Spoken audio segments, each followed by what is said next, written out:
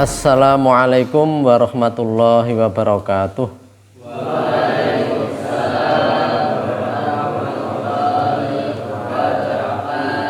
Alhamdulillahirabbil alamin. Assalatu wassalamu ala asyrafil anbiya'i wal mursalin wa bihi nasta'inuhu ala umuri dunya waddin, amma ba'du.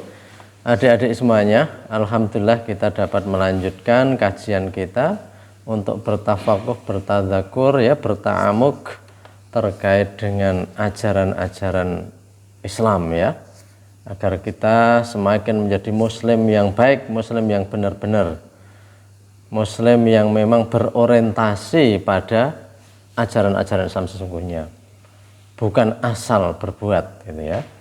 Pada kesempatan kali ini mari bersama-sama kita mengingat dan merenungkan terkait apa yang saya sebut sebagai jalan kegelapan atau jalan peteng, gitu ya. Jadi kalian semuanya kalau membaca berita, terutama berita kejahatan, sekarang ini banyak sekali orang-orang yang kalau dipikir itu kayaknya manusia kok bisa ya berbuat sejahat itu. Orang dibunuh, kemudian dicincang-cincang, dimasukkan karung, ada orang dibunuh kemudian dicor, ada orang dianiaya dengan berbagai macam, ya, di jalan-jalan orang dengan seenaknya menggunakan celurit, senjata tajam digunakan.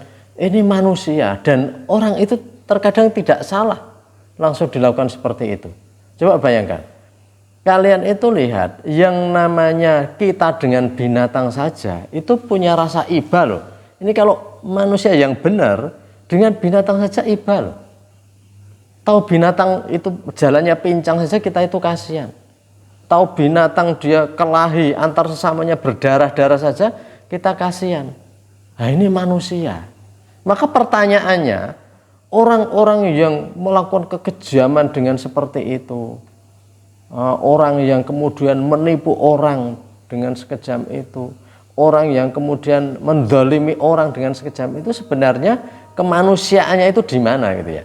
Atau kok bisa gitu ya manusia berbuat seperti itu? Maka kalau itu semuanya kita hayati, kita nanti akan mendapatkan, ya, bahwa sebenarnya manusia itu kalau dia sudah gelap mata, ya tentunya karena gelap hati, takmal kulub, ya, yang penting itu kalau orang buta itu masih bisa merasakan, tapi wa ma ta'mal absar walakin ta'mal qulub alladzi fi sudur. Mereka itu bukan hanya buta matanya, bukan buta matanya, tapi wa ta'mal absar. Jadi yang buta itu adalah pandangan yang ada dalam dadanya. Artinya orang itu sudah nggak punya pertimbangan lagi, mana yang baik, mana yang buruk. Pertanyaannya, kok bisa manusia begitu?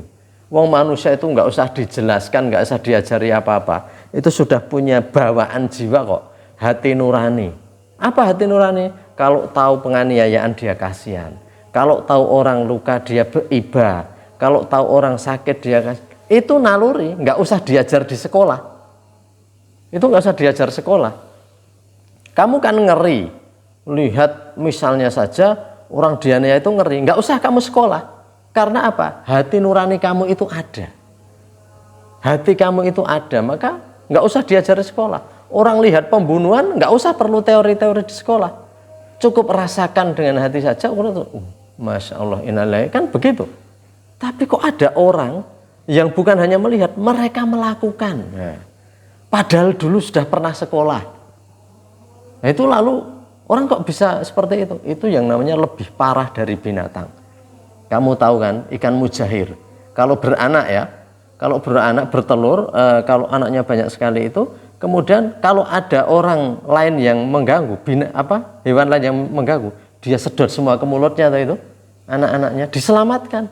Itu naluri ikan saja begitu.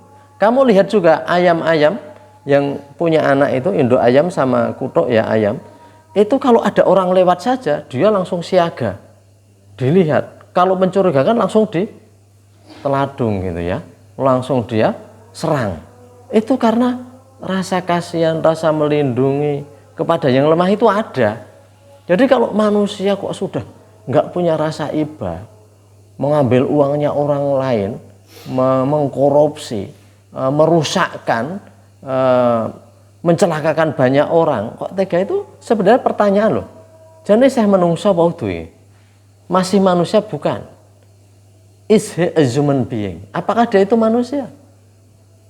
Or he is an animal? Apakah dia itu binatang? Nah, Quran menjawabnya dalam surat Al-A'raf, ulaika kal an'am balhum adal. Mereka itu seperti binatang, bahkan lebih parah lagi ya. Kata Quran begitu dalam surat Al-A'raf. Manusia kalau pandangannya sudah enggak digunakan, hatinya enggak digunakan, kayak binatang, bahkan lebih parah. Bahkan lebih parah. Kucing itu kalau mencuri dan majikannya tahu, dia langsung apa? Lari. Dia merasa bersalah. Itu kucing. Dan boleh jadi kucing mencuri karena kelaparan betul, bukan karena untuk disimpan. Tapi manusia itu bisa loh mengambil, mengkorupsi, mengambil bukan haknya, seperti tidak merasa bersalah. Nah, maka kembali ke tadi, nah, itulah yang namanya jalan kegelapan, jalan peteng. Jalan kegelapan itu dari mana? Itulah jalan orang-orang yang hidupnya itu melampaui batas. Melampaui batas itu mereka melanggar ketentuan-ketentuan Islam dan itu menjadi kebiasaannya. Nah, sekali orang melanggar itu masih merasa bersalah. Wah, salah, astagfirullah. Tapi kalau itu diterus-teruskan, itu akan menjadi tauhid namanya. Dalam surat Al-Baqarah ayat 257, a'udzubillahi minasyaitonirrajim, walladzina kafaru auliya'uhumut tauhid. Dan orang-orang kafir itu pelindung-pelindung mereka, teman dekat mereka, tauhid. Apa? Orang-orang yang sukanya melampaui batas, orang-orang yang sukanya melanggar ketentuan, kebiasaan hidupnya itu melanggar ketentuan. Maka kemudian apa yang dilakukan? Yukhrijunahum minan nuri ila dzulumat. Orang yang berteman dengan tauhid yang selalu melanggar ketentuan, yukhrijunahum, akan mengeluarkan mereka dari cahaya menuju kegelapan. Orang mengatakan, dulu anak ini sudah bagus ya. Dulu orang ini sudah bagus akhlaknya, kok sekarang jadi parah. Itu karena apa? Kelakuan para tauhid tadi, teman dekat yang orang-orang melampaui batas, sehingga mengeluarkan manusia minan nur ila dzulumat, dari cahaya hidup dengan petunjuk ila dzulumat, kepada jalan kegelapan.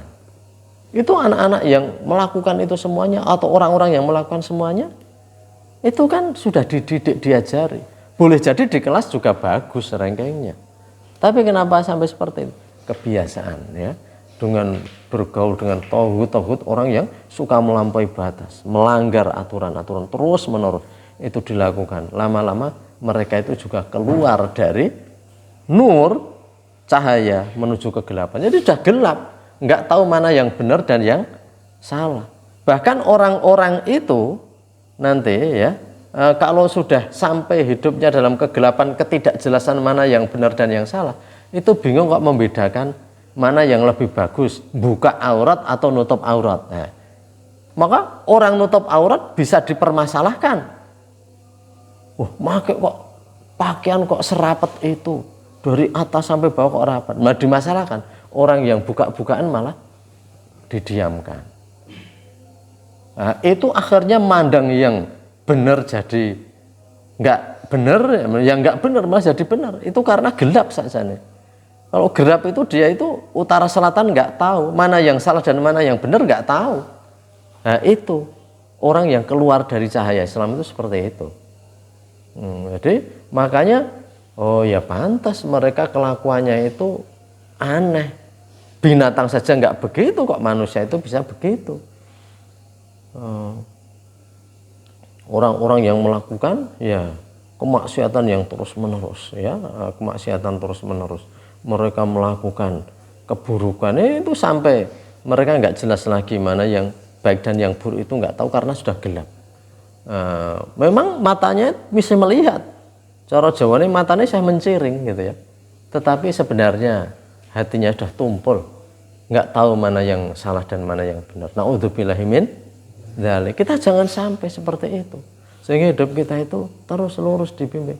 Maka kalian pun demikian. Kalau suatu saat kalian itu membiarkan terus menerus kamu itu melanggar ketentuan sholat, harusnya sholat kamu melanggar ini ya, lama-lama bisa gelap itu jalannya, jalan peteng itu.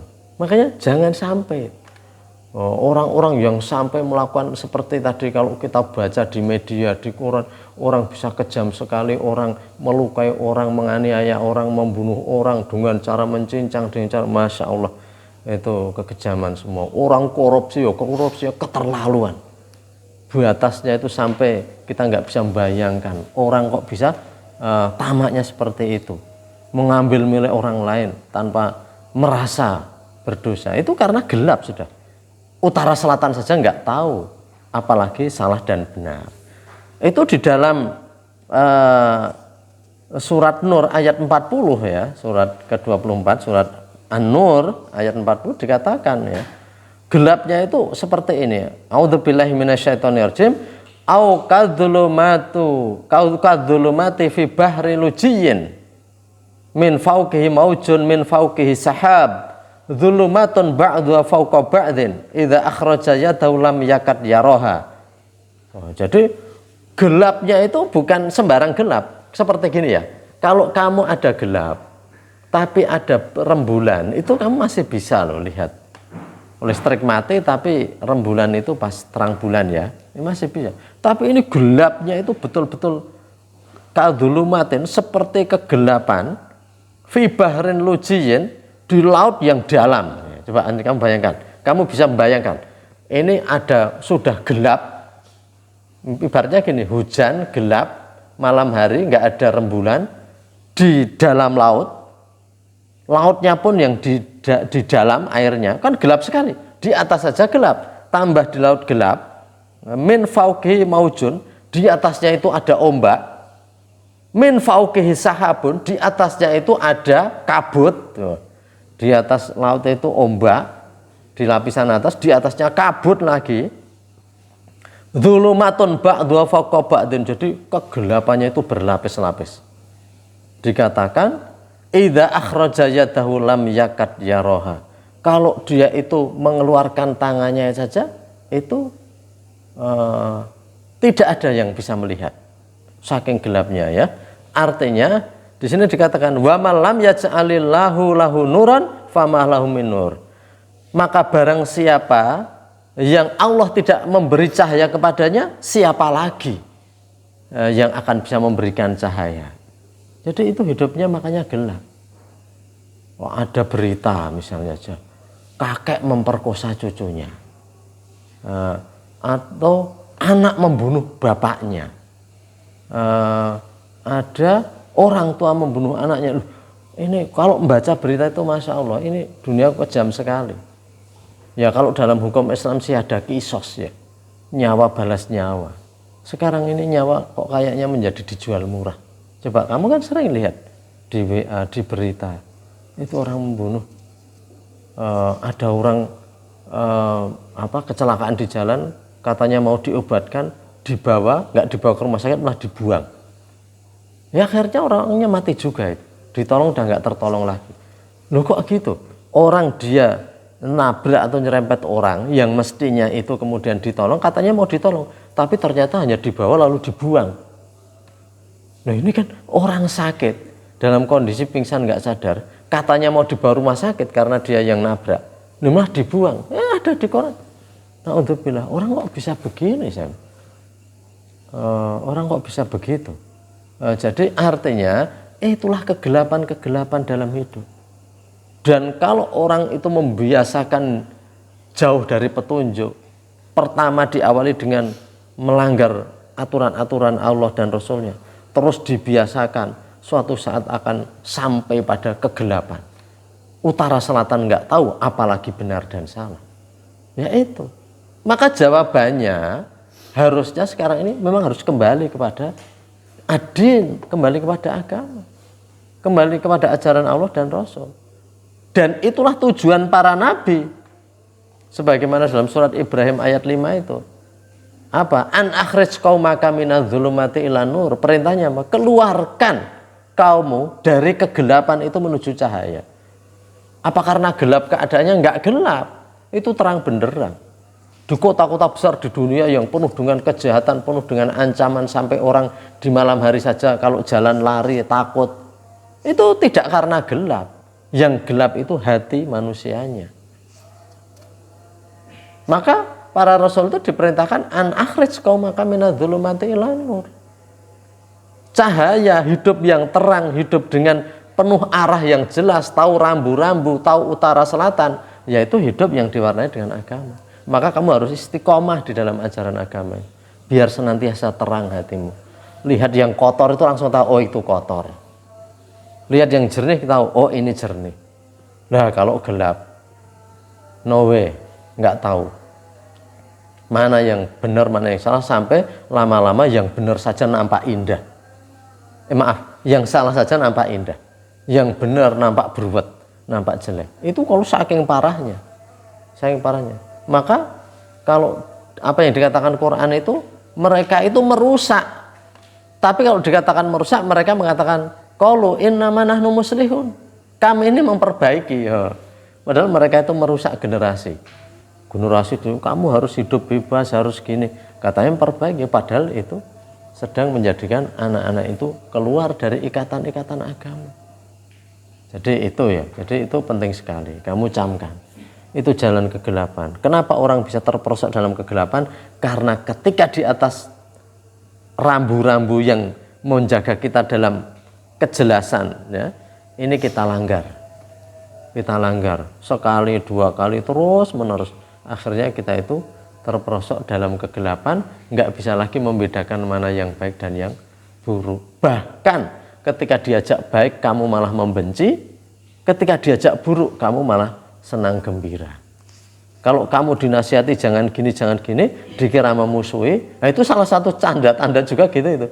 Kalau kamu diajak baik kok ini apa-apa nggak boleh, tapi kalau kamu dibiarkan, biar kejelomprong ya, ke jurang, kamu malah bergembira. Kita ingin diberi kebebasan, kita ingin hidup di asrama enak begitu ya, kejelomprong tenan kamu, dibiarkan. Kamu diberitahu, kamu kata, wah ini kejam sekali, nggak perperasaan dan sebagainya. Biarkan saja kamu terperosok nanti, masuk jalan kegelapan itu. Jadi gitu. Yo kita itu menasihati kalian semuanya itu karena kita ingin bahwa agar kita semuanya itu tetap hidup dalam cahaya, ngerti lor, ngerti kidul ya, tahu mana yang salah dan mana yang benar. Orang yang nggak begitu nanti terbalik-balik hidupnya, selang surup ya, selang surup artinya rakaruan.